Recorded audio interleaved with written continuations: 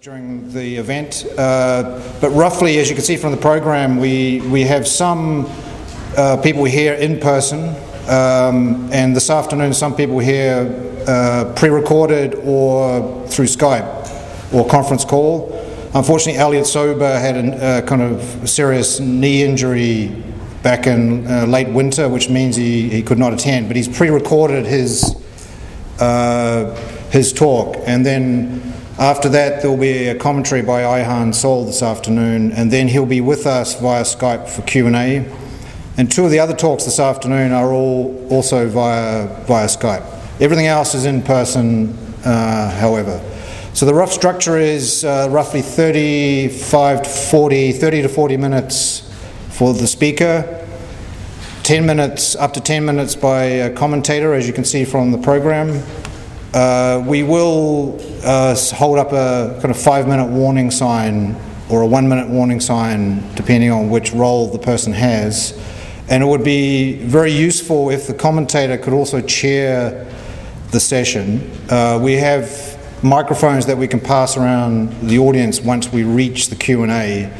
The commentator doesn't have to formally introduce the speaker because we have a handout with the biographies of all the speakers somewhere, so you could. There's no need for a grand introduction in each case. You can just direct people to the handout.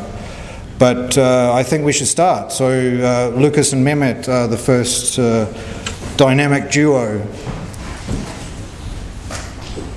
By the way, the speakers don't have to use the lectern. There is a microphone if you would prefer to do it karaoke style.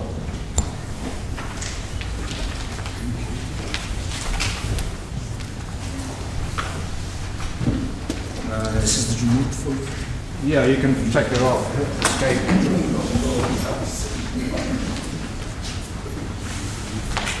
You can just show it. So you're the... and you have to do yourself. I think it's good.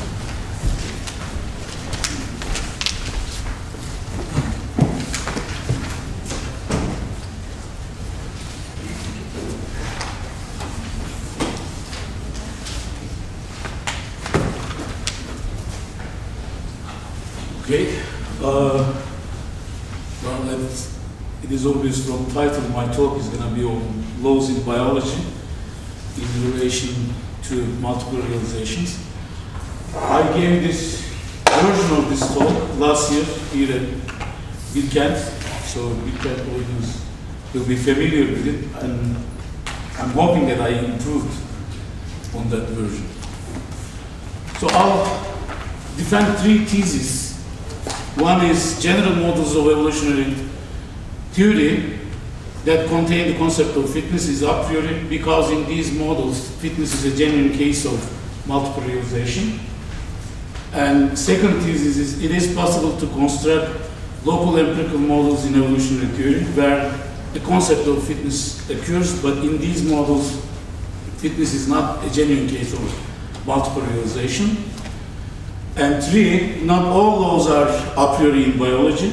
There are biochemical laws, but properties that those laws contain are not genuine cases of multiple realization. So since all the theses are about multiple realization, so I have to say something about it. Since I don't have enough time to go through all the details, I'm just going to remind you what was in the literature about multiple realization, and then I will develop some conditions and apply those conditions to the case of fitness and the case of other laws that I think empirical. So this is from Bolger and Shapiro. They call this Putnam's recipe. The idea is multiple realization occurs if and only if 2 systems are psychologically the same and neurophysiologically different. But in that book, they think that this definition is not sufficiently clear, so they try to clarify the definition of multiple realization, and then they deduce certain conclusions about the possibility of laws in spatial sciences and the issue of reduction. So I think everybody is familiar with Fodor's model of spatial sciences. If the properties at the higher level are multiply realized in the way Platon defines that concept, what we have is homogeneous higher level kinds at the higher level, in the higher level science that are empirical, and we have heterogeneous lower level kinds at the lower level.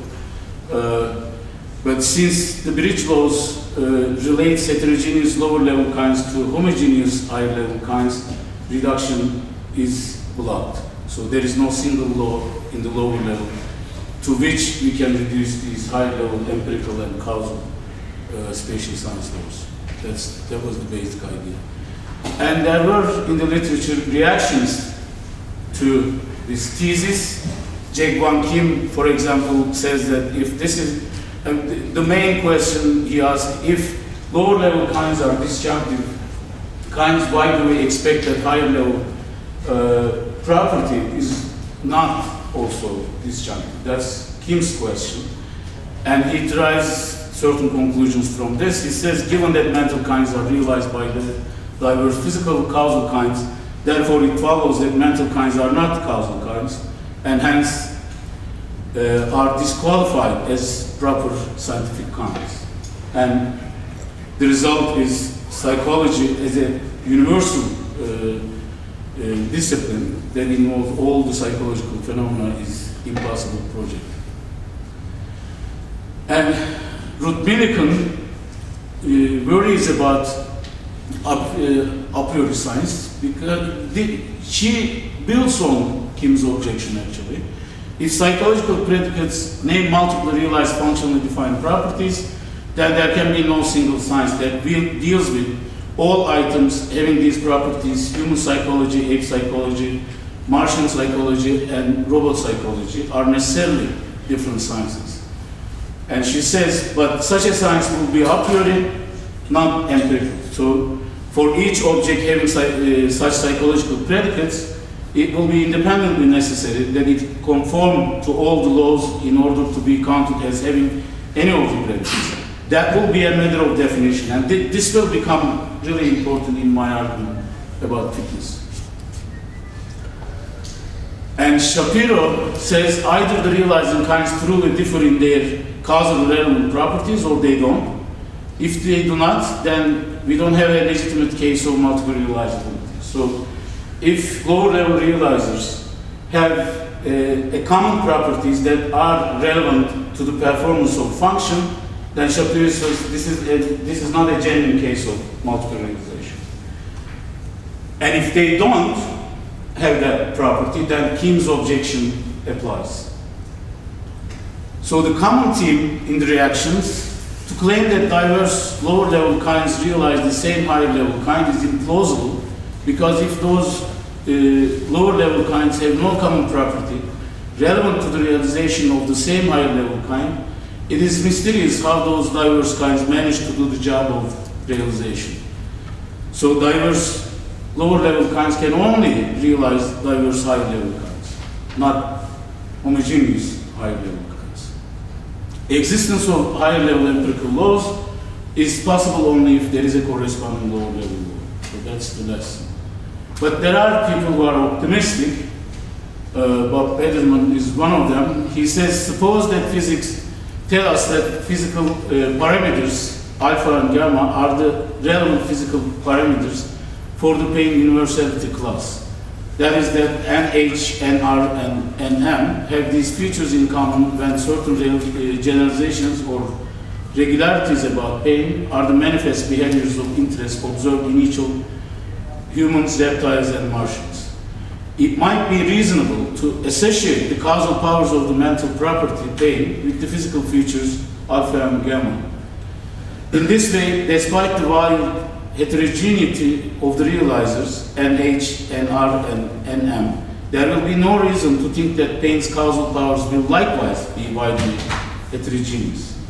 Remember, Shapiro will actually say that this is not a genuine case of multiple realization, because the lower level kinds have a common property that is relevant to the performance of the function.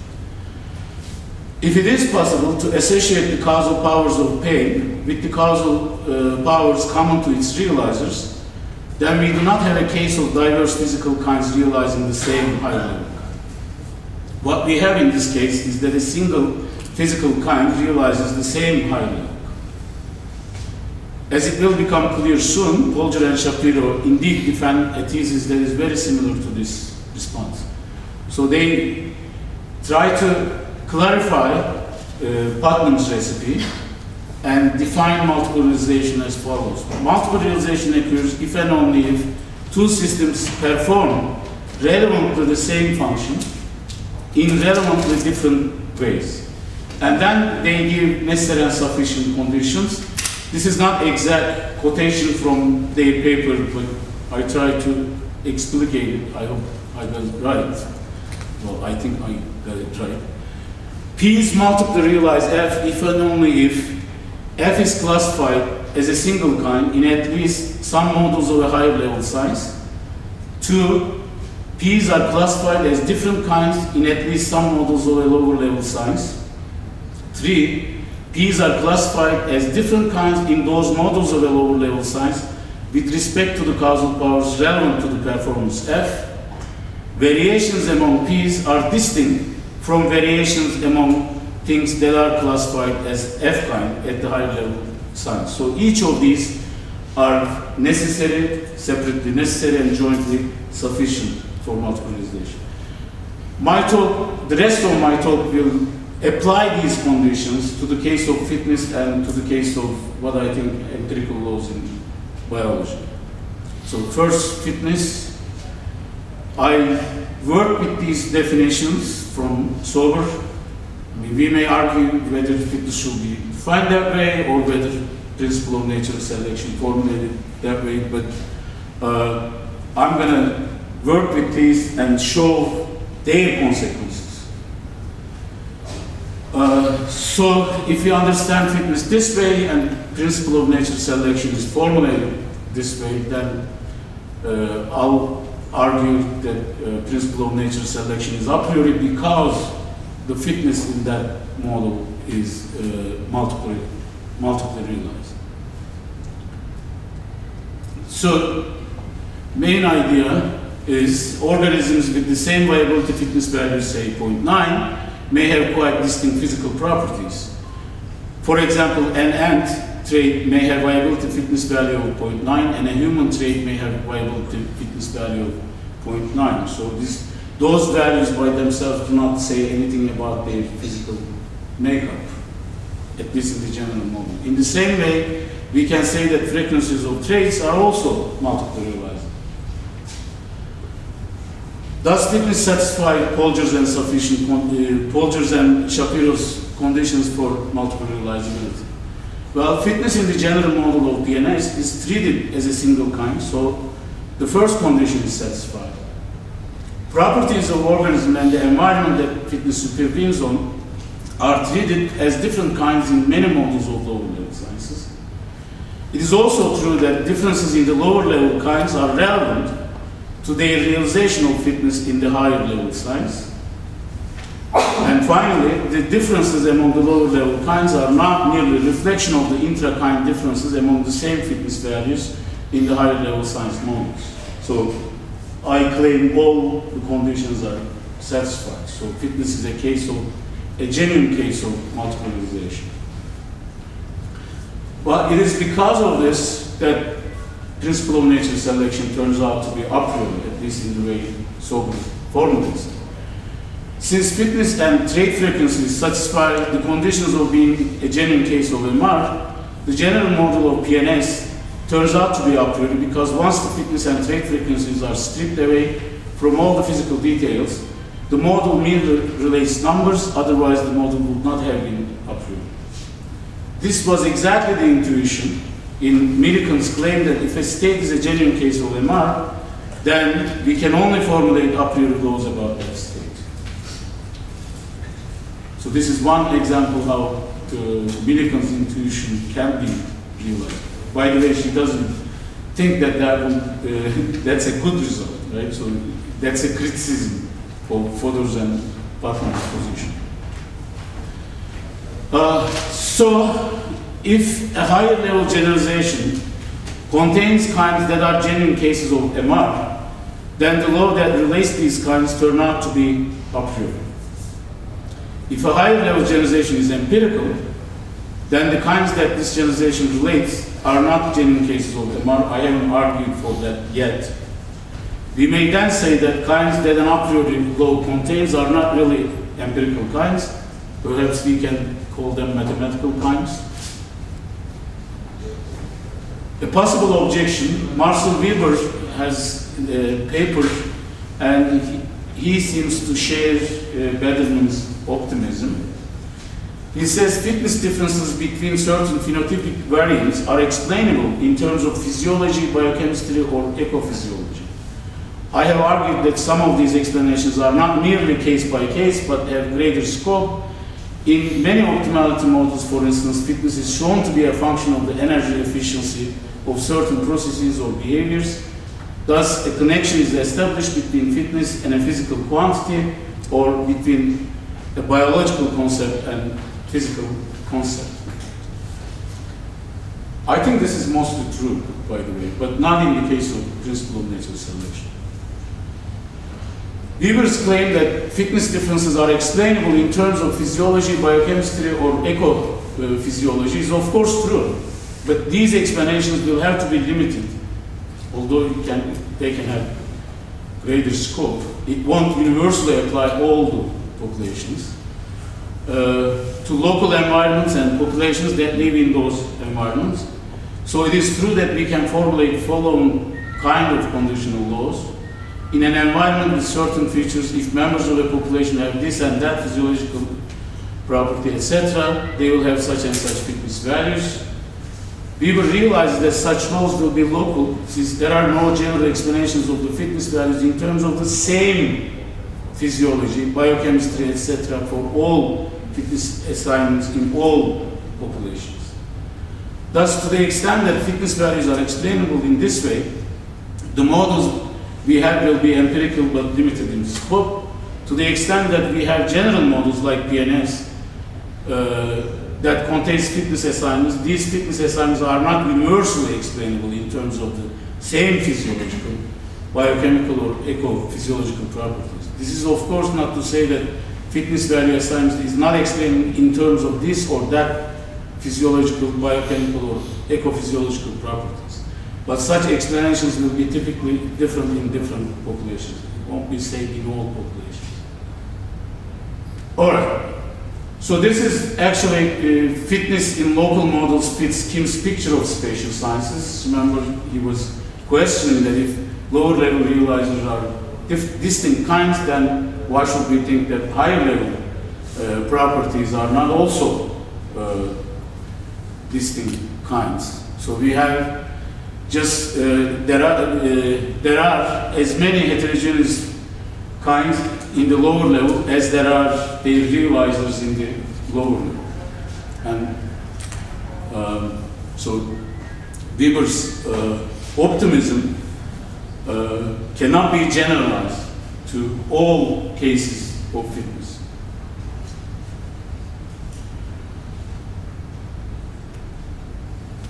However, fitness in general models fits Millikan possible scenario a priori science. So we have, just like before, these realizers, and this is fitness in bacteria, fitness in human, fitness in some X population, and these are trait frequencies in those populations, and they can be explained by the lower level realizers. But as Millikan said, the kinds here will form a disjunctive kind. The only way we can actually unite them in the general models will be a matter of definition. I will argue that once we accept that this generalization in the higher level, in the general models, is a priori, then it cannot be reduced to a lower level science. And that will be my final argument at the end of the talk. Okay.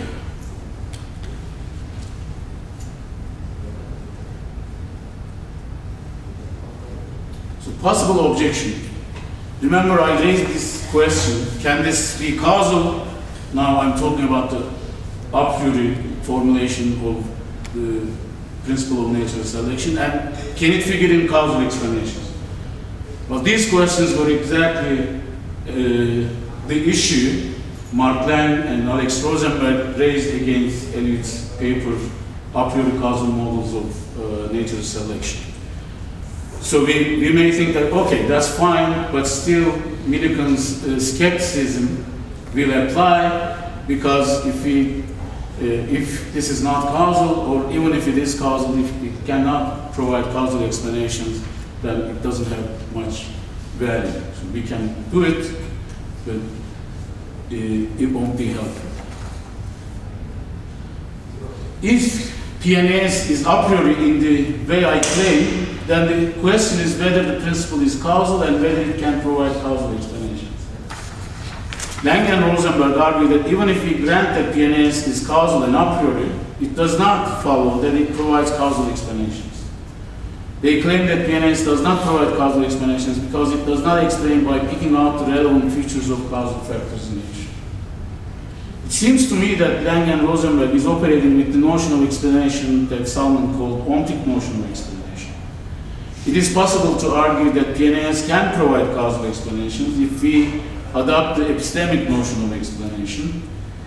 But I'm not going to argue for these points in this talk, because this objection does not undermine my claim that there are two kinds of laws in biology. We may not want to call principle of natural selection in the version Elliott formulated a law, that's fine too, but there are a priori statements then in evolutionary biology, and so all the other points seem to apply to this case.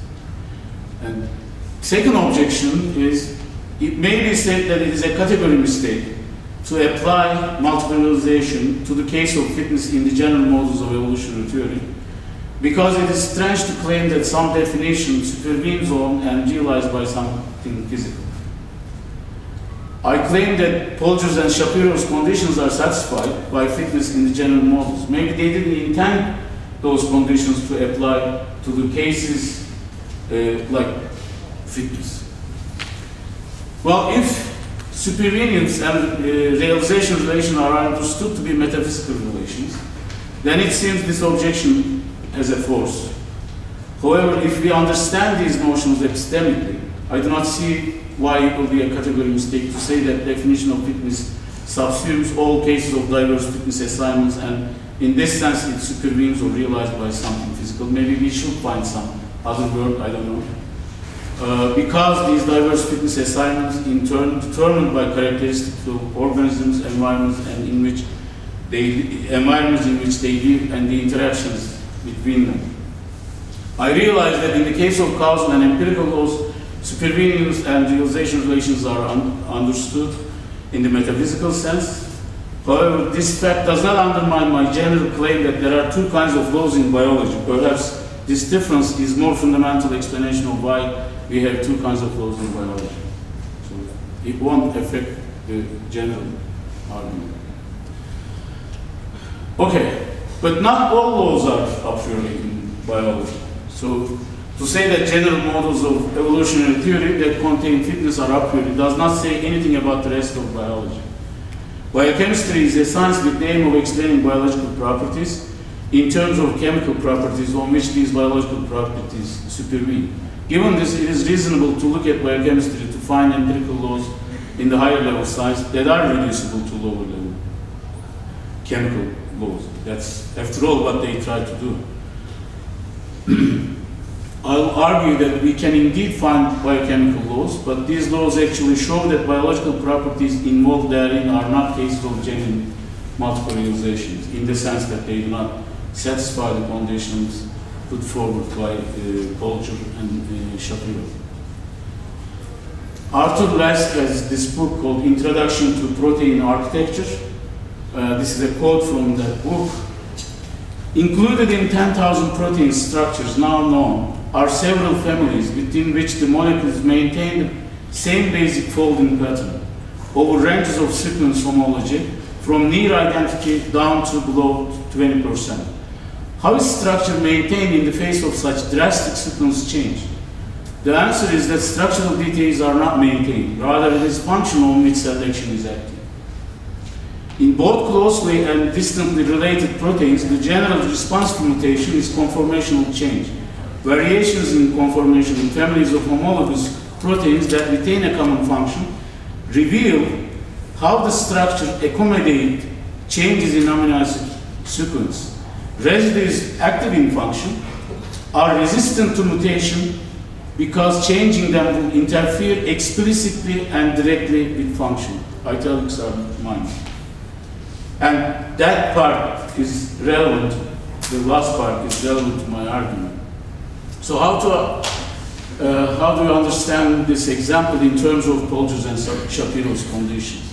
Are mere variations among families of homologous proteins that retain a common function sufficient to claim that the function in question multiply realized by these proteins? These protein families cannot be grouped as diverse kinds with respect to the function they perform, since they share common sequences that are active in function. This example satisfies Polger's and Shapiro's first two conditions, but it fails to satisfy their third condition. It does not satisfy the third condition because the proteins that retain a common function are not grouped as diverse kinds with respect to the causal powers relevant to performing the function in question. If we have conditional laws at the higher level where the function in question is in the antecedent and its biological consequence is in the consequent, then such laws can be reduced to a single lower level law due to the fact that we will have bridge laws relating lower level kinds to higher level kinds. So here is the picture. We have this generalization in the higher level, and we have realizers that varies. So this is going to be the sequence in the example, but they have a common property. I think this P star should be here and P2 star should be here. So P star relates to F. This is going to be bridge law, and P2 star relates to G. And then, since we have these bridge laws, we can reduce this higher level generalization to the lower level law. Because these P's here have something common, namely P star, and these have something common, namely P2 star. Then we have a law P star. If P star, then P2 star.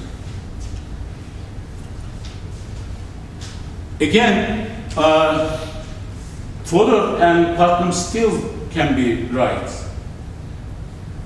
Like when properties involved in law-like generalization in the higher level is a genuine case, are genuine cases of multiple realization, then there is no reduction. But the critics say the only thing you get is not empirical laws when multiple realization is satisfied. You don't get empirical laws, you get a priori laws.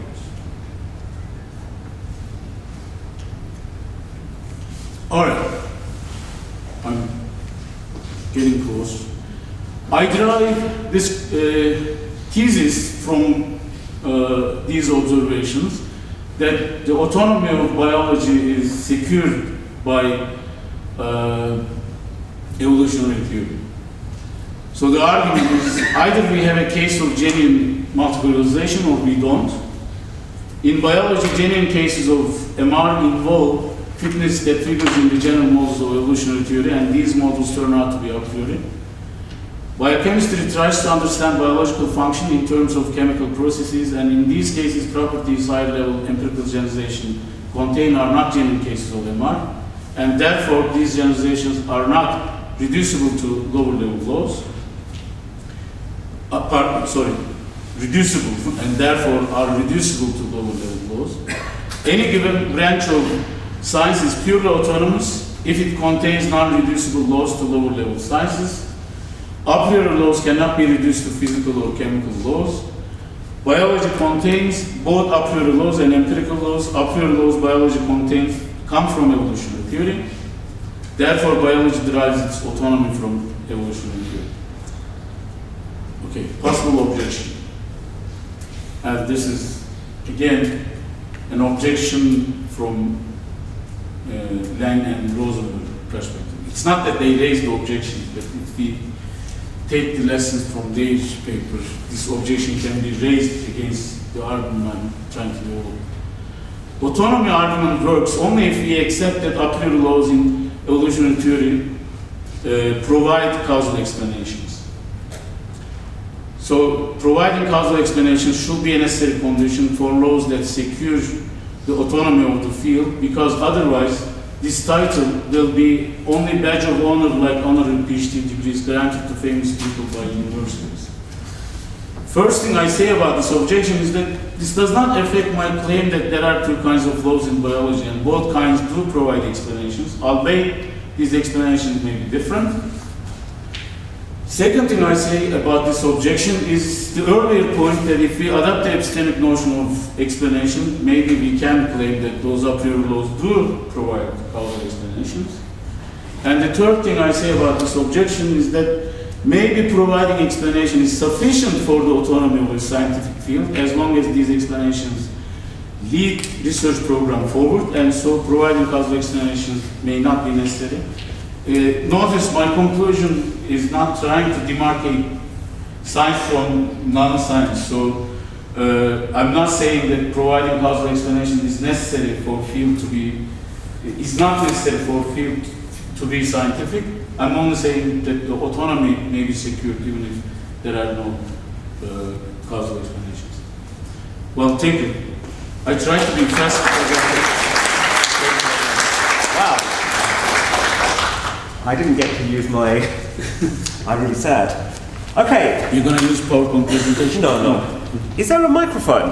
I made a handout just because I know there are some students who like taking some handout. I've got one very simple point, and I think that's all I've got to say. Lucas, do you need one of the sliders that No, I don't think I do.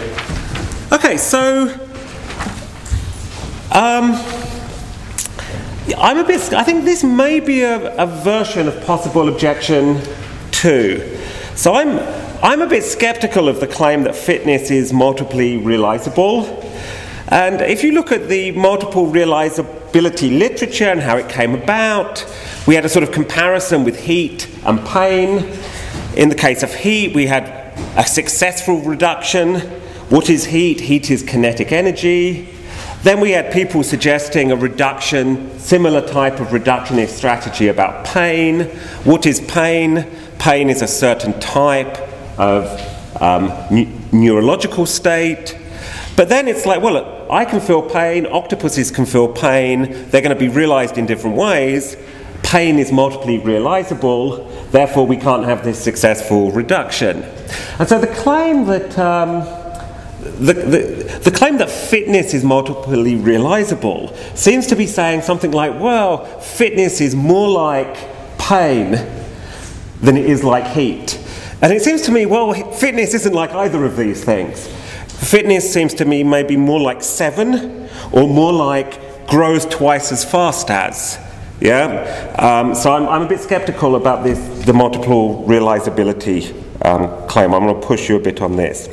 So when we come to fitness, we've got two things. We've got a definition and then we've got a putative law. So the definition is that trait X is fitter, these are from the slides, trait X is fitter than trait Y if and only if X has a higher probability of survival and or a greater expectation of reproductive success than Y. And then we have this law, which is a conditional necessity. If A is fitter than B in a population in which no other evolutionary causes are at work and the traits are perfectly heritable, then A will, in expectation, increase in frequency. And I'm quite sympathetic to the suggestion that this is a priori. It seems if once you understand the definitions and you know a bit of maths, and you think about how populations change, it just seems to follow. It doesn't seem to have any empirical content. It doesn't seem to be causal to me. And so one thing I want to ask is why do you think this law has to be causal if it can function in causal explanations? Yeah, I'm going to say something about that at the end. So it seems to me this is a conditional. The conditional seems to be a priori, but I'm not sure whether, given the fact that we can apply this to many things, that doesn't seem to me sufficient for the claim that we've got something that's multiply realizable. So, I mean, I think when we've got numbers, for example, if there are 5 A's and 10 B's, there are twice as many B's as there are A's. This seems to be true, this seems to be a priori. We can apply it to lots of different things. But do we want to say that 5 is multiply realizable? Yeah, are there bridging laws when we apply it? So I say there are 5 students and 10 teachers, twice as many teachers and students, 5 apples and 10 oranges. Is that a case of multiple realizability? Do we need bridging laws to be able to apply this? And I think in this case that doesn't seem very plausible. And it seems to me the fitness case may be closer to this than to questions about pain. I think a similar type of conditional necessity that is a bit closer to the fitness principle, if there are 10 A's and 10 B's and the population of A's grows twice as fast as the population of B's, then when there are 20 B's there will be 30 A's. This seems to me kind of quite similar to the fitness thing. And once again, I don't think we have a case of, I don't understand why you think this is going to involve multiple realizability. If you don't think the number case involves multiple realizability, why think this involves multiple realizability? And I think, so I'm wanting to push you, do you think the number case is a case of multiple realizability? And if it isn't, then why do you think the fitness case is? Finally, we've got the PNS. Let's take it a priori. It seems to me that even if it's a priori, it can still play a role in causal explanations, even though it itself isn't a causal explanation. Yeah, so I'm just wondering why you think the question whether the principle itself is a causal principle, that seems to be one question. The question of whether it can play a role in causal explanation seems to be a quite different question. So we might have the question, why does A increase in frequency? Why has this trait increased in frequency? And then we might think, well, we've got this general principle which is a priori and non-causal. If A is fitter than B in a population in which no other evolutionary causes are at work and the traits are perfectly heritable, then A will in expectation increase in frequency. Then as a minor premise we can have A is fitter than B in this population for these reasons, and there are no other evolutionary causes, therefore A increases in frequency. And I think you've given a perfectly good causal explanation of why A has increased in frequency without the principle itself being a causal principle. So I'm wondering, why not just say that the principle itself is a non-causal a priori principle, but it can function in such causal explanations? Okay. Can I respond? Sure. Briefly. The first thing is the first objection, why I think that this is a case of multiple realization. But my strategy was to use best account of multiple realization from literature and show that it satisfied those conditions. So that was okay. And as I said in response to possible objection, your explanation may be better explanation, but it does satisfy the conditions that Bolger and Shapiro put forward, right? So that's one response. I'll keep it short. And with respect to the criticism about causal explanation, I actually agree that PNAS provide causal explanation, but I didn't want to beg the question, so like in response to the claim that it doesn't provide causal explanation, right? So that was my strategy there. So I do think, but I'm not sure about this suggestion. Why should it be necessary for a law to provide causal explanation that it has to be causal statement as well. I'm not sure about whether. So you think that mathematics can function in causal explanations, but the question is not whether it functions in causal explanation. The question is whether it provides causal explanation. Yes. And the objection from Deng and Rosenberg, well, you can have mathematical explanations, so they don't deny that, but those explanations are not causal because it doesn't pick out the relevant features of causal factors. So that's why. Thank you. So I'm supposed to chair this, so is there a microphone going around? Yes. Oh, so who has a question? Questions? Oops. Over here? I'll go around this way. So the next one. Probably loud enough. Okay.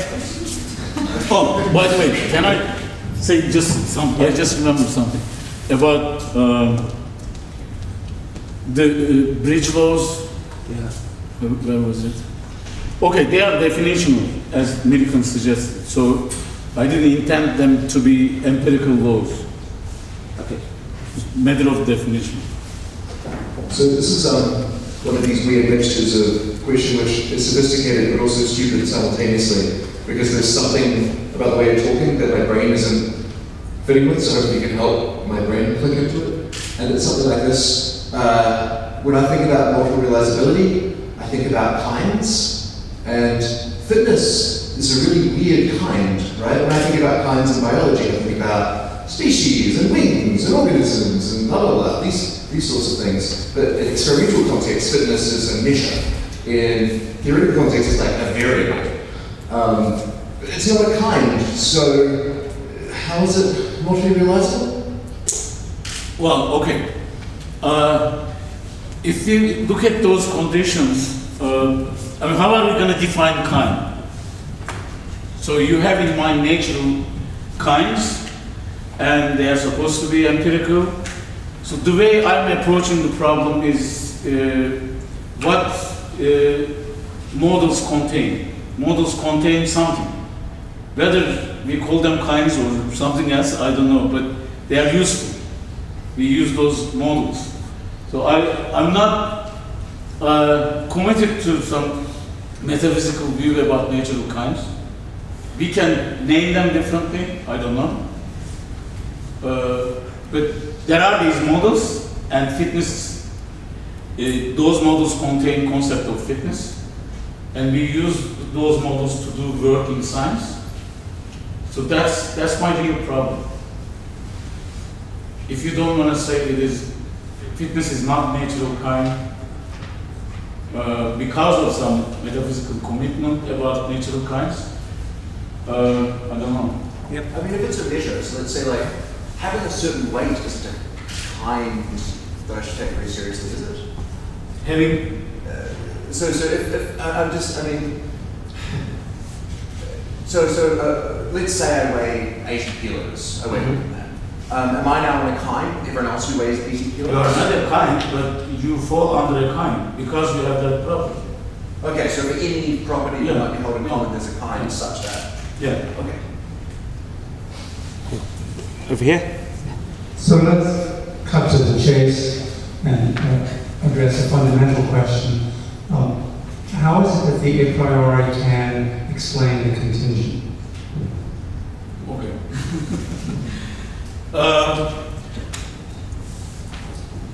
It depends on the notion of explanation we adopt. A priori can be premises in an argument, where so it cannot by itself explain, right? That's obvious. But if we supply that model with enough information about what is empirical, then we can get certain results from it. So it by itself cannot explain IT. But no model, even empirical models, do not explain by themselves. They need to be supplied with empirical information about the details, so-called initial boundary or external factors.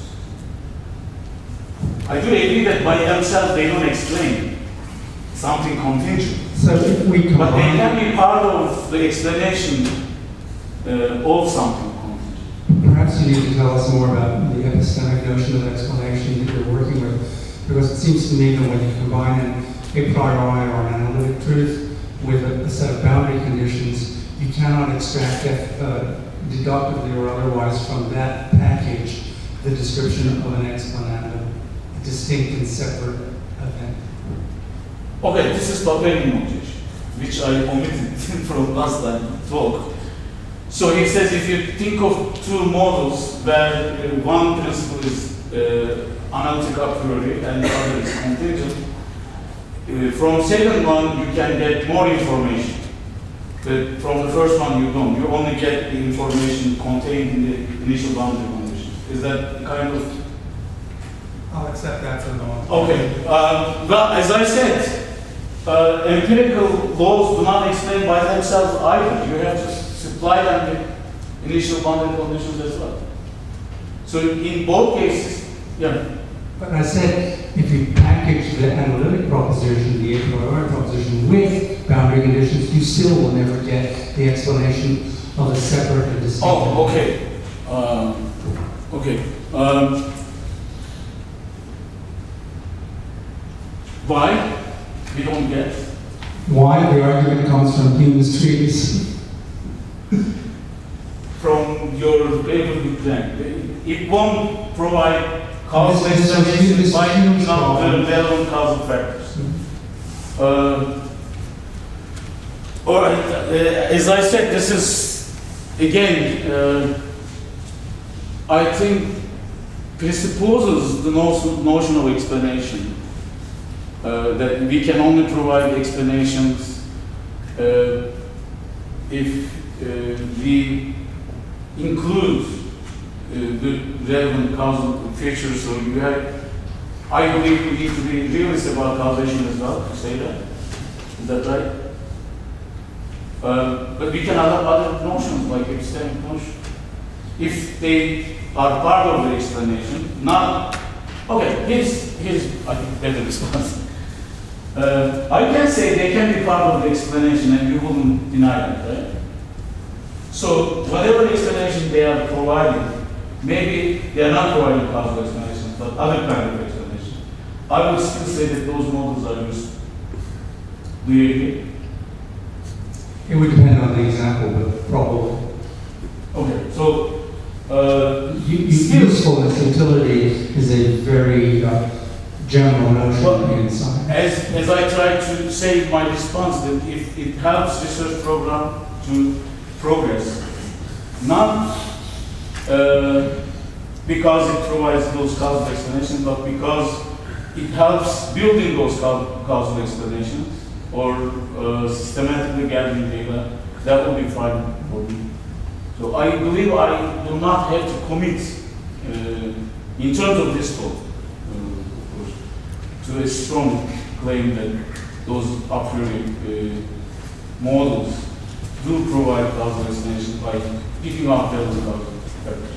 So perhaps let other people ask questions, but we may return to the matter of why it is that you feel committed to the view that the principle of natural selection is a priori.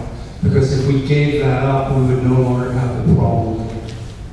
Okay, so there is one formulation that is a priori, right? The formulation Sober has, you agree with that. We can formulate it in other ways, which may turn out to be not a priori. Like Weber's suggestion, we can have models that are empirical.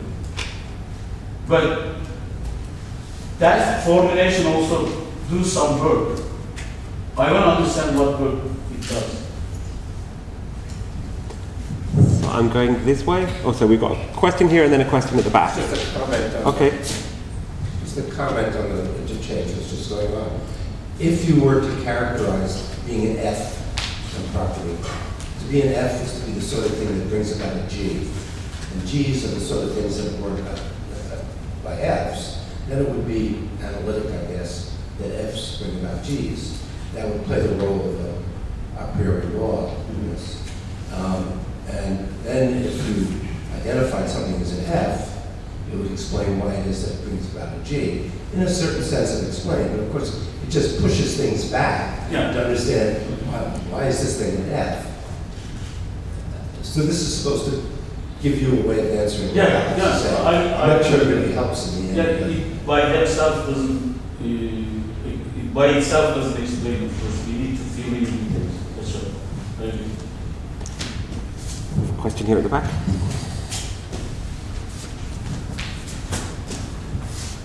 Well, I think this analysis touches many points in terms of the notion of modularity, which comes to my mind. And this modularity. And this came to my mind when I was listening to the argument. But my question is rather different. It's also about the notion of fitness.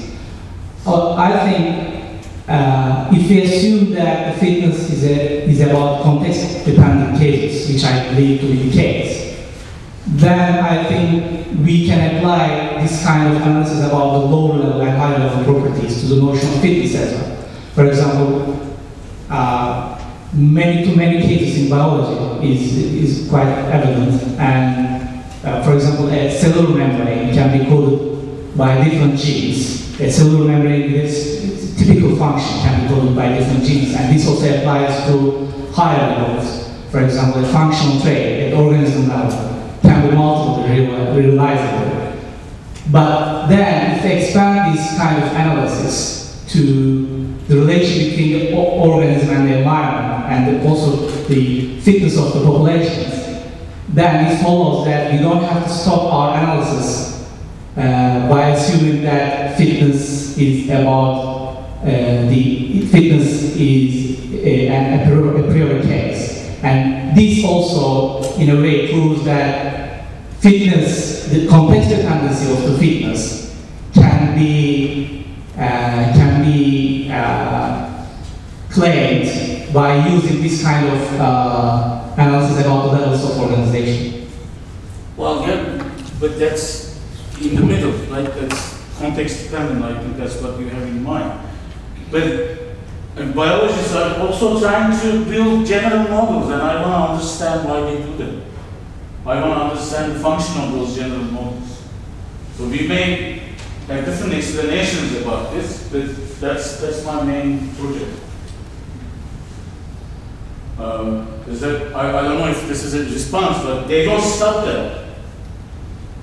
It is not I who is building those general models. It's biologists, right? So I want to understand why they do it. Because they want to have models that universally apply to all populations, and I want to understand the external status of those general models. That's totally fine. I just thought that there is a kind of inconvenience between the a priori base of the fitness and the context dependency. For me, context dependency already negates the base of the understanding. I don't understand why would that be a tension? There will be few biologists doing the middle work, and there will be the rest of biologists doing the other kind of work. I don't think there will be any tension between these activities. They are different kind of activities. What time do we finish? So we've got time for one more question. Any more this side? Okay. Ihan and then Bill. Very quickly. I mean, no one probably ever denies that mathematics is useful in science. I mean, Newton developed his differential equations, and Newtonians in the 18th century developed bunch of mathematics, and that actually improved the research product.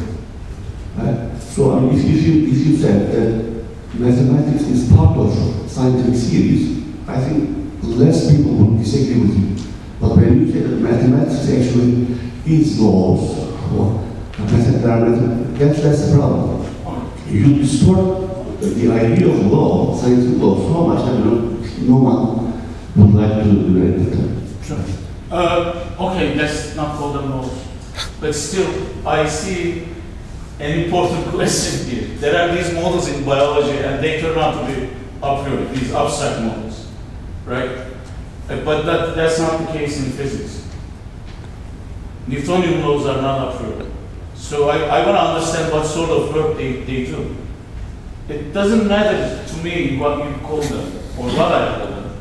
That's all I can know. So I call them laws because if they do similar kind of work in biology, why not call them laws? So this is, I mean, I don't have any commitment to metaphysical commitment about how you define laws or kinds or other things. So basically, I want to understand there is something here.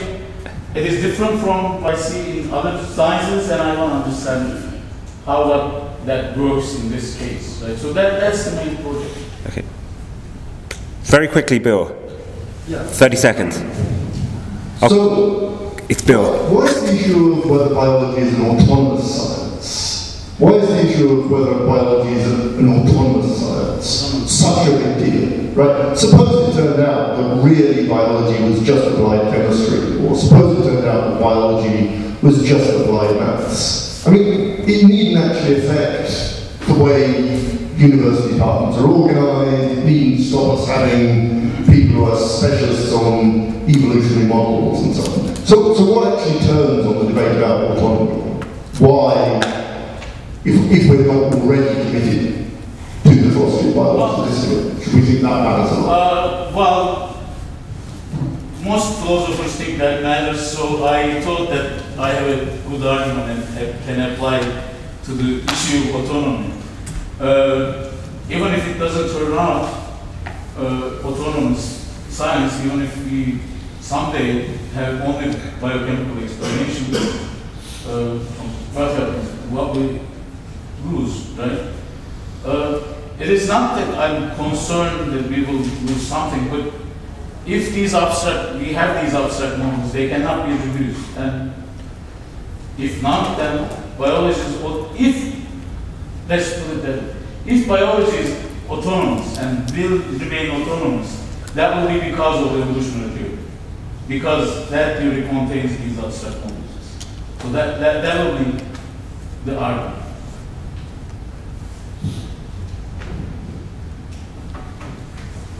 Okay, let's thank our speaker.